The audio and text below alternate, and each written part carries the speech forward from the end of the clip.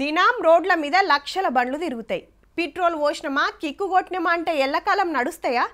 2 నెలలకో 3 నెలలకో ఇంజన్ల oil మారవాలి, chain loose ఉంటే tight చేయాలి, బ్రేకులు మంచిగా పడుతున్నాయో లేదో చూసుకోవాలి. గవన్నీ మనం చేయలేం కాబట్టి మెకానిక్ ఇస్తాం. ఏమైతుందని లాపర్వా చేస్తే తొవ్వ నడిమిట్లా ఏడాగిపోయేది తెలియదు. సేమ్ అట్లనే విమానాలకు రిపేర్లు ఉంటాయి కదా.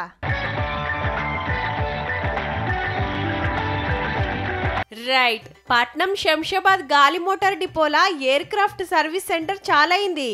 అంటే విమానాలు రిపేర్ చేసే సెంటర్ అన్నట్టు. మనం బైకులు కార్లు సర్వీసింగ్ ఇస్తాం కదా, సేమ్ అట్లనే గాలి మోటార్లు సర్వీసింగ్ ఇక్కడ నడుస్తుంది.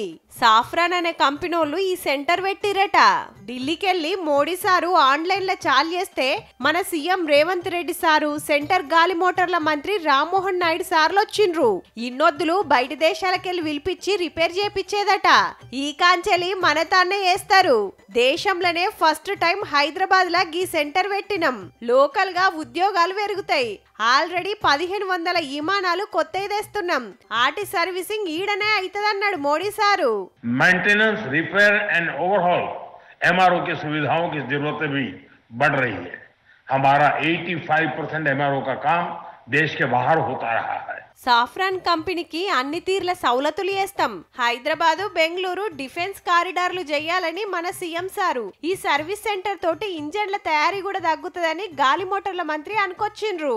I also appeal to Honorable Prime Minister Narendra Modi ji to declare Bangalore Hyderabad as a defense and aerospace corridor. 300 engines annually which will presently go out of the country to get serviced.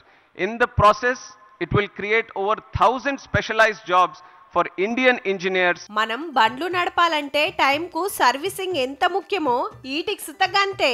ఇన్నొద్దులకు మన తాన్నే repair centre పెట్టిండ్రు కాబట్టి హైదరాబాద్ గాలి మోటార్ల యూనిట్ల సుత ఇంకో అడిగేసినట్టే.